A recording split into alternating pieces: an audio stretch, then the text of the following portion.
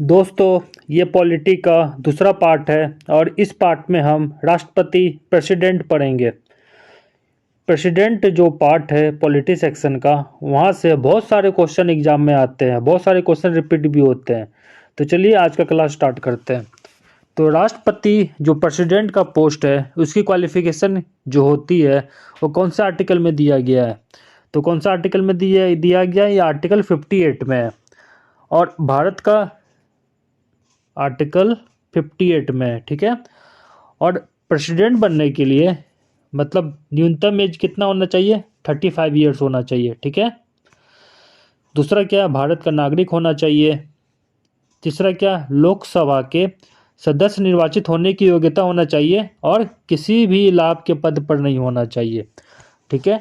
ये प्रेसिडेंट बनने का क्वालिफिकेशन है। और मेनली कौन सा आर्टिकल में? आर्टिकल से क्वेश्चन बहुत बार रिपीट होते हैं, तो पहले हम लोग एक बार आर्टिकल देख लेते हैं, प्रेसिडेंट का आर्टिकल कौन कौन सी है।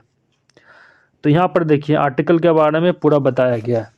तो यहाँ पर हम लोग अच्छे से देखते हैं। हमारा जो आर्टिकल है 52 वो क्या बोलता है? भारत का राष्ट्रपति का पद, ठीक है, आर्टिकल 52 में दिया गया है।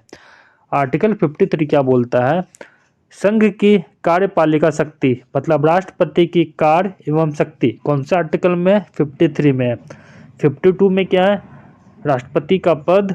53 में क्या है? राष्ट्रपति के कार्य एवं शक्ति। आर्टिकल 54 उसमें क्या है?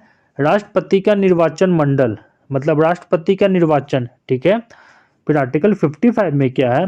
राष्ट्रपति के निर्वाचन की रीति, मतलब उनका निर्वाचन का जो प्रोसेस है, आर्टिकल 55 में है। आर्टिकल 56 में क्या है? राष्ट्रपति की पदाविधि, ठीक है। 57 में जो है आर्टिकल 57 में पुनर्निर्वाचन की पात्रता, मतलब राष्ट्रपति का पुनर्निर्वाचन कौन सा आर्टिकल में किया गया है? 57 में। आर्टिकल 58 में क्या है? राष्ट्रपति निर्वाचित होने के लिए क्या योग्यता होना चाहिए? आर्टिकल 58 में।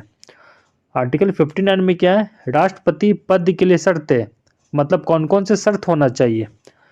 आर्टिकल 60 में क्या है? राष्ट्रपति द्वारा शपथ या प्रतिज्ञान, मतलब शपथ जो है आर्टिकल 60 में है। और 61 में क्या है? राष्ट्रपति पर महाभियोग चलाने की प्रक्रिया। महाभियोग कौन सा आर्टिकल में दिया गया है? तो आर्टिकल 61 में दिया गया है। अब उसके बाद देखते हैं आर्टिकल 72 इम्पोर्टेंट है। उसमें क्या दिया हुआ? क्षमा दान की शक्ति, मतलब क्षमा आदि की और कुछ मामलों में दंडादेश के निलंबन, परिहार या लघुकरण की राष्ट्रपति को शक्ति प्रदान की गई है। और लास्ट में आर्टिकल 73 क्या है? संघ की कार्यपालिका शक्ति का विस्तार। तो इतने सारे आर्टिकल है जो हर एक बार एग्जाम में पूछे जाते हैं, जो राष्ट्रपति से रिलेटेड है। ये आप लोग अच्छे से करके जाइएगा। अभी हम लोग आते हैं, यहाँ से हम लोग स्टार्ट करते हैं। यहाँ क्या बोला गया है देखिएगा ध्यान से। भारत में राष्ट्रपति का निर्वाचन किस प्रकार होता है? राष्ट्रपति का निर्वाचन किस प्रकार होता है? तो अप्रत्यक्ष मतदान से, ठीक है। अप्रत्यक्ष मतदान द्वारा राष्ट्रपति का निर्वाचन होता है। दूसरा क्या है? भारत के राष्ट्रपति के चुनाव में मतदान कौन करता है? तो कौन करते हैं? राज्यसभा, लोकसभा और राज्यों एवं केंद्र शासित प्रदेशों के विधानसभाओं के निर्वाचित सदस्य करते हैं, ठीक है। ये लोग भारत के राष्ट्रपति के चुनाव में भाग लेते हैं। कौन कौन? राज्यसभा, लोकसभा और राज्यों एवं केंद्र शासित प्रदेशों के विधानसभाओं के निर्वाचित सदस्य। अगला क्या है? भारत के राष्ट्रपति उम्मीदवार के प्रस्ताव का अनुसमर्थन कम से कम कितने सदस्यों द्वारा किया जाता है? तो कितने सदस्यों द्वारा किया जाता है? 50 सदस्यों द्वारा किया जाता है, ठीक है। अगला क्या है? भारत में राष्ट्रपति का चुनाव जो होता है वह एकल हस्तांतरीकरण मत प्रणाली द्वारा किया जाता है, ठीक है। अब अगला है, राष्ट्रपति के निर्वाचन में किसी राज्य का मुख्यमंत्री किस स्थिति में मतदान करने के लिए पात्र नहीं होगा? किस स्थिति में मतदान करने के लिए पात्र नहीं होगा? यदि वह राज्य विधानमंडल में उच्च सदन का सदस्य होता है तो, ठीक है। अब अगला क्या है? कौन राष्ट्रपति के निर्वाचन मंडल का तो भाग है, परंतु वह उसके महाभियोग में भाग नहीं ले सकता है। तो कौन भाग नहीं ले सकते हैं? राज्यों की विधानसभाएं भाग नहीं ले सकती है, लेकिन वह राष्ट्रपति के निर्वाचक मंडल का भाग होता है। अगला क्या है? संसद अथवा विधानसभा का कोई सदस्य राष्ट्रपति निर्वाचित हो सकता है, परंतु उस पर क्या शर्तें हैं। उनका शर्त क्या होता है, निर्वाचित होने के उपरांत उसे अपनी सदस्यता क्या करनी होगी, छोड़नी होगी।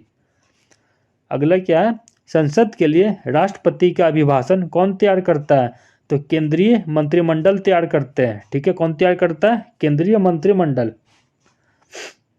अगला क्या बोलता है, राष्ट्रपति की मृत्यु, पद त्याग, ठीक है, अथवा हटाए जाने पर पद की रिक्तियां जो वैकेंसी होती है उससे कितने महीनों के अंदर भरना होता है, तो 6 महीना। ये बहुत इंपॉर्टेंट है, 6 महीने के अंदर भरना होता है। ठीक है, कितना महीनों के अंदर भरना पड़ता है, तो 6 महीने के अंदर भरना पड़ता है।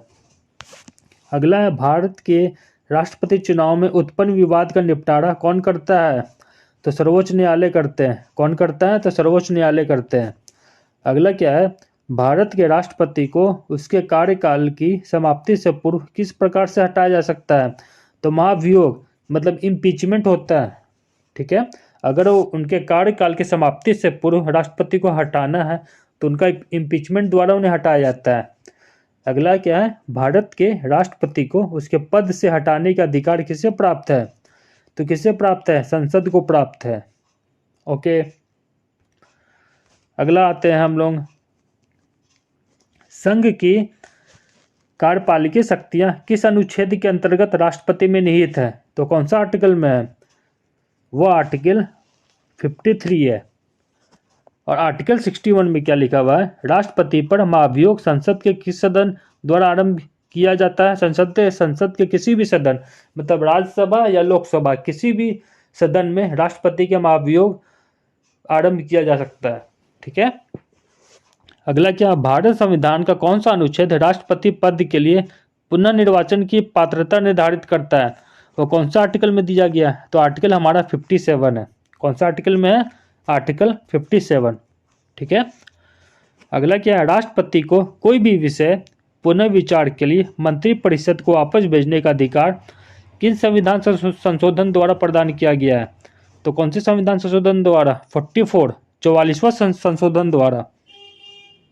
अगला है, भारतीय संविधान के किस अनुच्छेद के अंतर्गत राष्ट्रपति संसद के दोनों सदनों द्वारा पारित किसी विधेयक पर अपनी स्वीकृति रोक सकती है, तो कौन सा अनुच्छेद है वो, अनुच्छेद नंबर 111, आर्टिकल 111।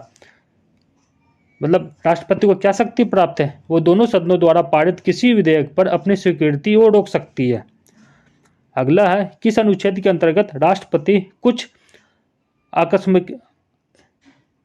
कुछ इमरजेंसी में राज्यपाल के कार्यों के निर्वहन हेतु उपबंध कर सकता है। ठीक है, तो कौन सा है, किस अनुच्छेद के अंतर्गत, आर्टिकल 160 में।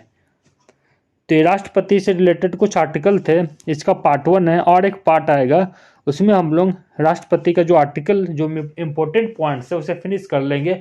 उसके बाद राष्ट्रपति से रिलेटेड कुछ MCQ जो प्रीवियस ईयर क्वेश्चन जो एग्जाम में पूछे गए हैं, जो बिहार का जो अपकमिंग एग्जाम है, बिहार SSC, बिहार का जो कांस्टेबल का एग्जाम है, बिहार दरोगा का जो एग्जाम है, और जो SSC CGL और रेलवे का जो एग्जाम है उसमें आ सकता है, वो सब हम लोग करेंगे।